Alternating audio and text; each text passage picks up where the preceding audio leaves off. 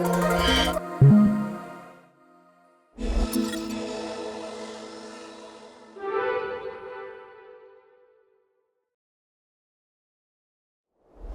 to the Veriff 10th anniversary podcast series. This is the story of how an idea and a mission became a global leader, building trust for people and companies everywhere. My name is Anisah Osman Britton, and I'm going to be your host. Great to be here. My name is Rainer Sternfeld, managing partner at NordicNinja, which is a founder-led engineers fund with Japanese roots, headquartered in London, but I'm based in Tallinn. And I'm trained as an engineer and building companies all my life. And happy to be here and talk about my journey with Veriff. Amazing. Taavi. Hi, Taavi Kotka, not Kotkas. There's a big difference. How is it different? I need to know this first. I mean, Karel is Kotkas, and I'm Kotka without S. So both mean eagle in Estonian language. But people have asked me that, is Karel your son? And sadly not. You're too young. No, actually, I'm not. I could be his father, to be honest. Like, I mean, he had just had the birthday. I don't know how old he is now, but 31. But, okay, then it's then we have 15 years difference. Like, maybe not. I couldn't be the father.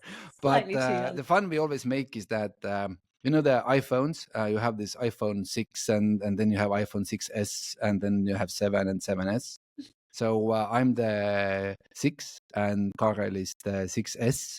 So 6S is usually slightly better than the 6. So the same here in Estonia. So I'm also an engineer like Rainer. I've been building different companies. Also investor in Veriff since the beginning almost. So that's my story. Love that. And that's why this episode is called The Believers. It's about the early people who joined the company, got involved, and really believed in Veriff and in Karel as founder. So I'm curious to understand, when did you both get involved in the company? The problem, who is behind the device, has been solved in Estonia already, like I think 25 years now, since 2002, so 23 years. So we all understood the problem, and we understood what Karel wanted to provide for the world. Because in Estonia, more or less it existed, but the rest of the world, we understood that it's needed, but there is no proper solution. So, and he started to solve it, I think it was part of the InBank's portfolio. So it's one very small bank in Estonia. And he was part of that, but he wanted to break free. So he wanted to start his own company. And there was several angel investors and serious investors who were willing to help. And it's a small country, so we all talk with each other and we do investments jointly. And I was also lucky to have an opportunity to help to do the buyout from this bank. And so it wasn't the beginning, because part of the solution was already there. Already some customers were there, but the beginning of Veriff as an independent company that's my story. Started with Veriff. I first met Karel when I was a founder in the Bay Area. So I first met Karel in San Francisco's Hayes Valley, late 2017. I think that was when he was doing his YC interviews. And so I was a fellow founder that had just, my company, Planet OS, had just been acquired just a couple of months before. And Karel was looking for advice in structuring an investment round that Taavi was just talking about, actually.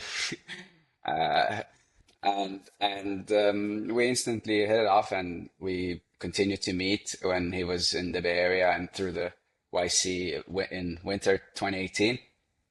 And then there was some time went by, and then I joined NordicNinja as a partner, and so NordicNinja got involved as an investor in spring 2020 during the first lockdown of COVID pandemic. And so then we invested, and have been happy to be a part of ever since. I find it really fascinating when I speak to a lot of founders and their early investors, where some people talk about, oh, it was about meeting the founder themselves. And I was really inspired by their story, inspired by the fact that he was so young, whatever it may be.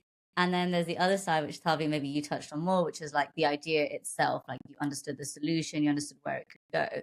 And I guess for people in that space right now, in their first 1 or 2 years of company building, what is that?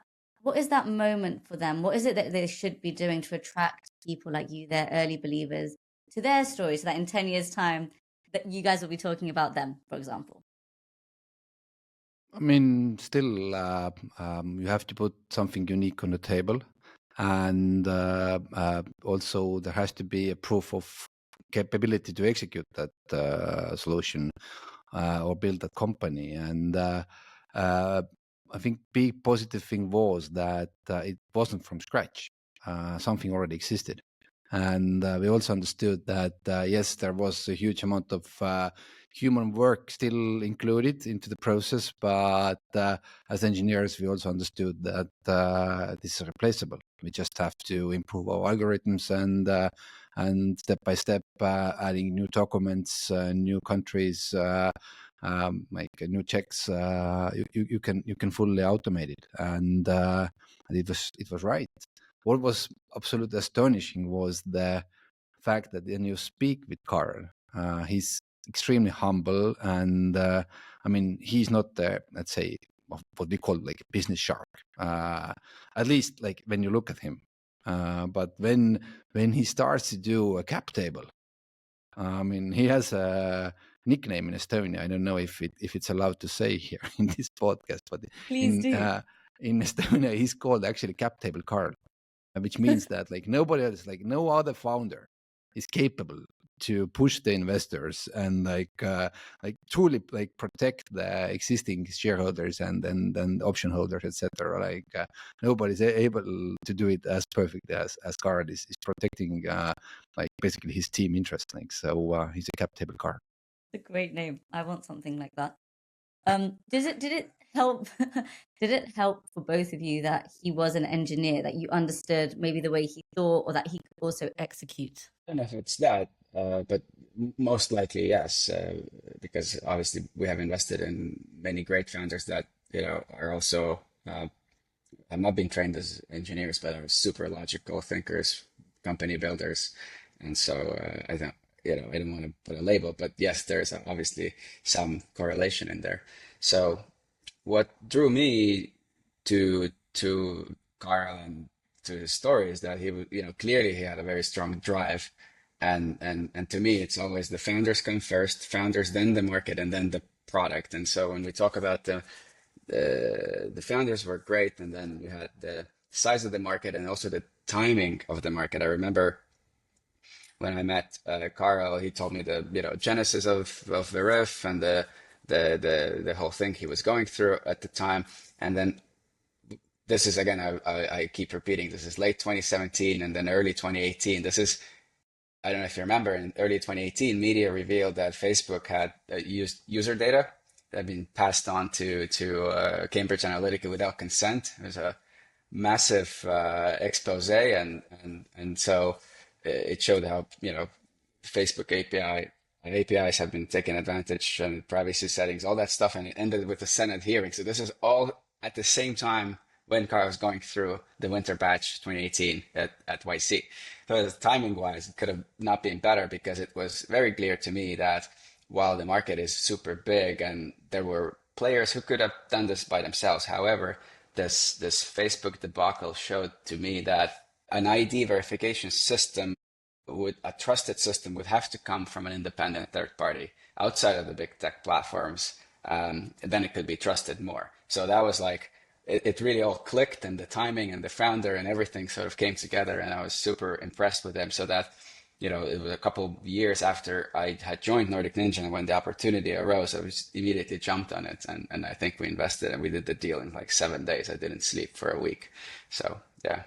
For me, Carl has never been an engineer, because since the beginning, the way how he visioned the whole journey, the company, the business, definitely he defined himself as a leader, as a head of the company. And there are also always different type of leaders.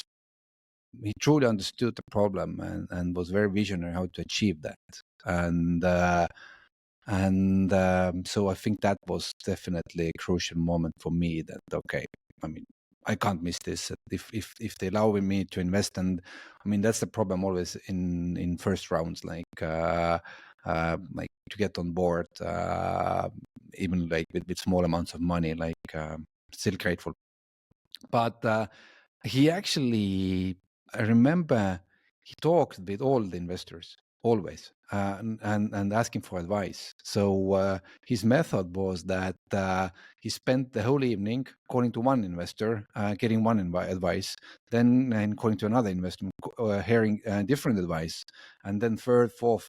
Everybody, like, let's say, stated their opinions, and I knew afterwards that they were completely different. Like, for example, I think Stripe offered him a very nice deal early, like in the real beginning, and it was like I think more than 100 million valuation, something like that.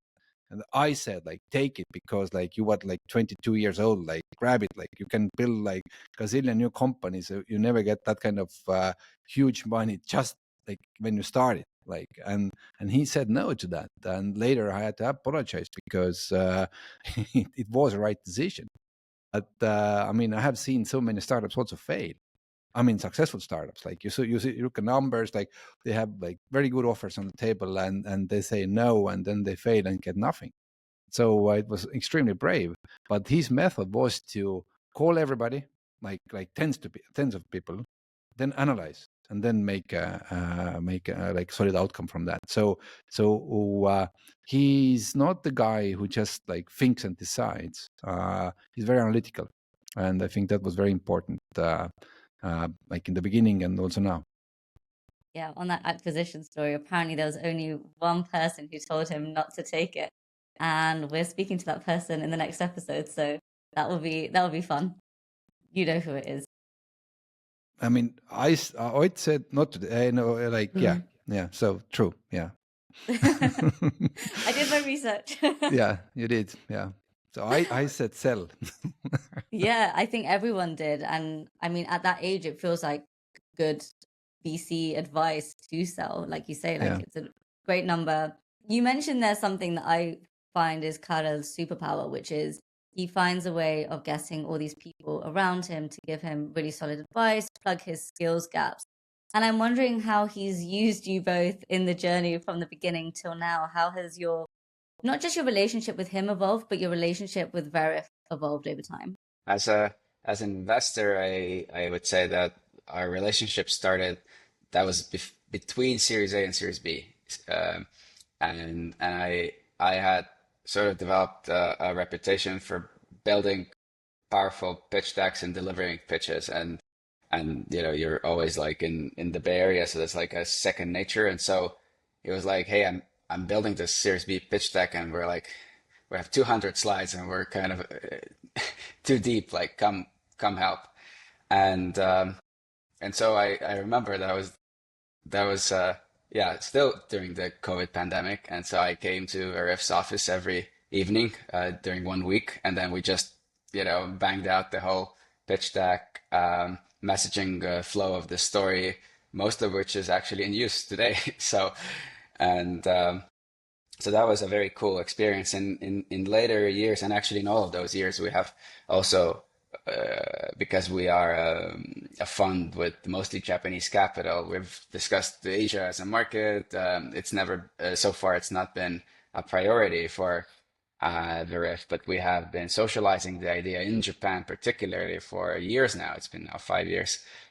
And we believe that in a couple of years, the market will be ready, and there's like a lot of interest towards this because the world has changed. It's just the adoption is a little bit tricky, and then you always have to develop some resources. So we were talking about that quite extensively, and also introducing to some Asian investors or Asian descent investors that we have access to, because every other type of investor in Europe or the US is already covered. So that's been kind of like the journey. And then sometimes Carl would call me and we would talk about different types of things that we developed during the pitch deck design session, sort of the whole messaging and the positioning piece. That's always exciting. I mean, help me here, but I think in English there's a saying that there is only one man in the world who wants to see you to become more successful than himself, and this is your dad, something like this. So I think it's. But I believe you. but it's not true. I mean, I have followed Carl's success, and I'm truly proud of him. I mean, he's doing a great job, and like our relationship was deeper when, especially in the beginning, when he got all this going. Later, I mean, I also understand. I mean, when he moved to the US market and then started to be more active there, Estonians, we cannot help. I mean, Ott, obviously, who has worked in the States many years, is a great help. But the locals, like, we can't be so helpful for him anymore. But I mean, our discussions nowadays is more about how we gonna make Estonia great again, and about the families. I'm not a boat person, so I'm missing that part. So even though I live by the sea, like I don't belong into that gang, like to understand like which Mercury engine is the best for which kind of boats. Like, so definitely missing that part. I guess though, as like early believers, do you feel like, I'm going to call you the disciples? Did you find like part of your job was to, I guess, bring other people onto this journey? And is that something you still find that you're doing? You both obviously speak very highly of him as a founder, and is that part of your role and your relationship to the company? In Estonia, it's extremely important who is your team, not just the CEO, but with whom you are building this company, and team needs to understand that they're doing the right thing. And if you have good investors with good backgrounds, and Carl achieved that. I mean, he got the cream to the cream from the market. Also gives guarantees that it's a serious thing. It's even though if let's say sales doesn't go perfectly, or you still need to consider on hacks to achieve the perfect product. I mean, you have great investors, which means that you are on a great ride, and I think that kind of encouragement for the team definitely this kind of investor list had. I would add that, as you know, Estonia is small, so it doesn't really matter if it's building a company, if it's, building some sort of education or initiative or community, like Taavi and I are doing in our own ways, and it's just helping the community. We're a really small community, and we usually have multiple. Every active person in Estonia has multiple roles just to field all the functions, because we just don't have enough people. And so I just wanted to help Kyle and the Veriff team in whichever way we could. That it does. I've never thought about how it's definitely a small role, but I think it's one of those rare companies that the way we always try to talk about it to our Japanese partners, for instance, is that this is one of those rare companies that could serve and benefit every human on the planet. That everyone could be a user of Veriff. And that's very rare, because every subsequent year you have more fragmentation on the internet, and so that's like a really difficult thing to do. And coming from a small country, and you could also say that Carl comes from a small island of 10,000 people, and then going global. That's a pretty big deal. Of course, you want to help. So it's a funny thing. I think foreigners don't understand that he truly comes from a small island. So in every country you have a place like where, let's say, other people look at this place with a slightly, let's say, you are from there. Okay, yeah, sorry, like we understand your handicap, like, so etc.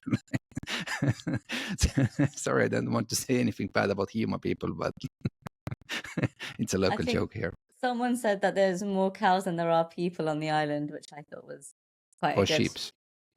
Oh, yeah.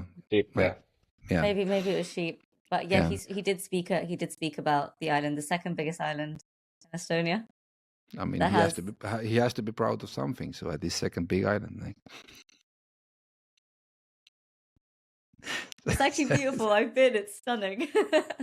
I have walked that island. There is a great track in Estonia. The state forest company has provided those hiking tracks all over the country, and I never thought that lovely island is extremely hilly. So it looks like very flat, but yeah, the track goes up and down, and it's a beautiful island. True. I feel like everyone listening to this now is going to head to Hume, and we're going to thank you for the tourism. I mean, like from this pronunciation, Hioma, they can never find it from the map. True. Yeah. Okay, so I want to rewind back to the really early days of the company starting. And I think as insiders, so as Venture, you get to watch the story, but you also get to have that relationship with Carol. I wondered, what point did you go, oh, hey, like this is working. We've got something really special here. Was there like an inflection point that you remember? I mean, to be honest, and that's the reason why I actually told him to sell in early days. If you think Veriff's business, it's extremely logical, understandable, and what it also means, it can be quite easily be copied. So we have historically we have a huge amount of great copycats like Microsoft, Bill Gates, Walmart. I mean, people who didn't invent that business, but they just copied like what was already working and made it better.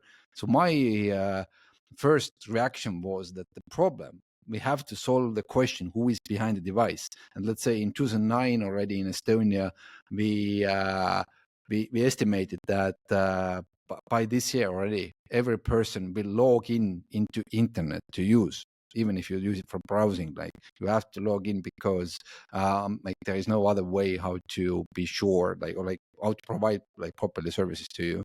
And we thought that like as this thing is so obvious and everybody needs that, it will be instantly copied by somebody big, let's say Microsoft or Google or somebody, and then what's your option to survive? Like same way, like let's say Apple is monopolizing the payment part. So he controls the device. Who else controls the device can like monopolize those services. Like so that was my fear, and the fact basically I started to believe. I think when they hit 100 million revenue, like when like big numbers. I mean, they started to land very big numbers, like big customers. Then I started to believe truly. Because until that, it was somebody bigger will come and take it. Us, as I mentioned earlier, my involvement with Carl was the same timing as this Cambridge Analytica thing, and it was very clear to me that you know big companies could build this themselves, but it would have to be an independent third party to be really truly trusted. And then every subsequent verification session, the system becomes better and everybody benefits. But that's an overarching statement which applies to every ID verification provider. So as Taavi said, you know, you could have a gazillion competitors. So how are you better? And it was interesting to see, like there was, you know, Stripe was mentioned. You know, they had built their own system, which has been an on and off relationship, and so they had still came back and used Veriff, right? So it's not about skill set; it's about how do you offer that to the market, and so when it really clicked for me was when that same investment round where we participated and I didn't sleep was that, you know, I had to work with the Japanese who are super thorough. So you know, turn every stone. And so basically what stood out, if you compare all the different players, you know, apart from capital efficiency, because that's also always like a good card, especially with Estonian companies that you can use, but you still have to look what's happening under the hood, technology wise. And there were two things that really stood out. And again, this is during COVID. So one is automation and the other one is resolution time, or more specifically, median resolution time. And during COVID, a lot of the competitors weren't able to deliver on their services because it turned out that their automation was a little bit, let's say, full of white lies. You had people in lockdown and weren't able to offer the services, but Veriff was up and running. So that was a big deal, and so the automation was real, so that was a big thing, and we monitored that ever since. And I talk about that with Carl almost every time I talk to him. What's your automation rate? How's that going? And then the resolution time is kind of an inverse function of that. So how quickly can you resolve the verification session? And so that if you focus on those things, you can be better than your competitor. You have price flexibility, all those types of things. So I think that was really like when everything clicked, that this is actually the right bet. This is the right horse. And then the other one is just the developer adoption. I think, when developers get to play with your product and get excited, it's much easier to convince the top management to with their own data that, hey, this works. And so I think these are the two elements that really have, clicked for us. Just to add all this, take digital signature. I mean, authentication is one part of problem. Another problem is authorization, and digital signature is a great example there. Like the market leader is and was DocuSign, and even though again, Estonians who truly know about cybersecurity, they look at this service and think like, how the hell is this cyber secure? But I mean, we look at the Visa and MasterCard free numbers protection also the same way, like how the hell this is secure. But if you look at the digital signature market, you already see the fragmentation, and you see that even though DocuSign still is the bigger, basically I get like all different kinds of requests from different platforms to come and sign, etc. So there is a true competition out there, and it's very, let's say, different markets prefer different tools, etc. But in Veriff's world, it still looks like it's only Veriff, and that's what I can't understand. That how the hell the rest of the world have missed this great opportunity. So obviously, it has to be like perfect product that nobody wants to compete with. I mean, that is actually one of the questions, which is like, why has that happened? Is it a case of being Estonian and understanding the importance? Is it a case of timing? Is it a case of talent? What is it that has set Veriff apart and made it so hard to compete with at this point? I mean, yes to all your sentences, and we can take the next question. Please expand. Well, I think it's still the automation and the resolution time, and focus on this one thing that you do, this ID verification piece, the best you can and become the best in the world. Now, Veriff, you could say, is a multi-product company within still a niche, but if you have competitors who offer the same thing, but they offer a bunch of other stuff, still lose to Veriff. Like you have customers who are buying a competitor's big suit, but still use Veriff for ID verification. That shows that you're on the right track. And then from there, you could branch out to different sub-products or additional products and things like that. So I do think there's just focus. I don't have a better word for it. I'm still looking for the next wave. We know where it goes. In the end of the day, it's like to understand the Estonian ecosystem, as we have nationally government supported IDs. So basically, Estonian police says that we guarantee that if this service was used, behind device is that person. And which means that you can build a society or ecosystem of solutions where whenever you build an application, you don't have to think about authentication or authorization. You have outsourced that. And it doesn't matter, like any bank or like telecom or eShop or whatever, like any kind of service. We all use the same tools. And now think about it. If you develop a solution and authentication authorization is always like a complicated issue, but you don't have to solve it. It has been solved, and you just use it. You use the APIs, you use the functionality. That's it. The whole ecosystem becomes so much easier.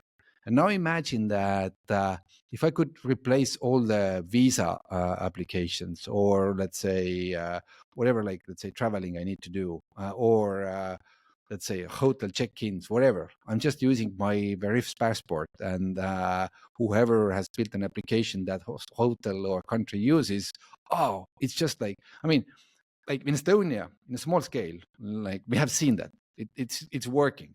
So the dream that with my Veriff passport, I can log into any application, and that hotel or that country can be sure that like it will be stronger compared whatever we will build. So, and it's no much cheaper. I mean, it's just a simple step, but on the same time, a huge opportunity, business opportunity for Veriff. So it doesn't matter what they have done now. It's actually what's coming. You talk about like replacement of situations like the check-in and all of that. With AI obviously now playing such a huge role and people trying to predict what it's going to do in the future, I love Taavi's face, who is like giving me cynical vibes already. What are we looking at, and what role will Veriff play in sort of the AI future? I mean, security is always a combination of several issues. I mean, it always all started with username and password, and then we understood that that's not enough. Like, so we had added two-factor, then we added biometrics, and so it's a combination: who you are, what you have, what you know, and plus biometrics. So from that perspective, with AI, I mean, you have to have like even more layers, maybe. So the security authentication business, it's like an onion. So you have layers, and then the combination of those layers, in the end of they will define who you are. So I mean, AI is definitely good for Veriff's business because the cheating, the fraud becomes even bigger problem or bigger issue in internet. So one thing that has not been solved in internet is the punishment part. So if you do truly some bad things, and if you don't steal millions from the United States, let's say you steal millions from French people, nobody cares. Like you only get punished if you steal from the States. Like so they will like come after you with full force. But I mean, in criminal world, in real criminal world, we catch the bad guys and then we sentence them. But in internet, it's still like too many gray areas. It's too hectic. Estonian police, for example, has conducted several extremely well operated attacks against cheaters, and then you discover, for example, in Canada, they don't. I mean, even those bad purposes live there, like Canada won't go after them. Like so you can't fight them properly unless you are the United States. Like so, but yeah. So the time of AI, Veriff, and then more complicated authentication authorization services is definitely needed. Good for the business. I would add that you know the world of online security is a moving frontier. It's always moving, and now with the kind of oncoming wave of AI, it's just accelerating, and the businesses have to adapt, and the providers like Veriff have to adapt. And as Taavi said, the demand for this sort of service only increases, and it's not going to remain the same for a long time. It has to evolve. You have to make it stronger. You have to think about a few steps ahead, and that's always hard. So it's all how you adapt. Okay, so as you both know, we're celebrating 10 years of Veriff. So looking forward in the next 10 years, what do you want to see? What do you expect to happen? So I truly believe, I mean, in Estonia, we have made one step further. Estonia is not serving just our own citizens and people who live here. We also serve people who are, let's say, citizens of Germany or Ukraine or Brazil, I mean, e-residency. And it becomes bigger and bigger business for us. So as a country, like we also serve citizens of other countries, like and like we show it on a country level. It's so much easier on a company level. And the fact that in the end of the day, all those hotels or like countries, like they need to be sure that who claim to come to our hotel or country is truly that person who applied. And I mean, everybody needs that service. And if it comes back down to price. Like, can I build it, or like, should I build it my own? Or let's say, should I use it as a service? And if you do the math, the math shows easily that yes, use the service. And but yeah, Veriff like remains to be, or like has to be a, still number one company in this field. And if that is achieved, I mean, there's a bright future. I absolutely agree. I think that we have, if you look at the full market potential of Veriff or IDV type of technologies, we're just getting started.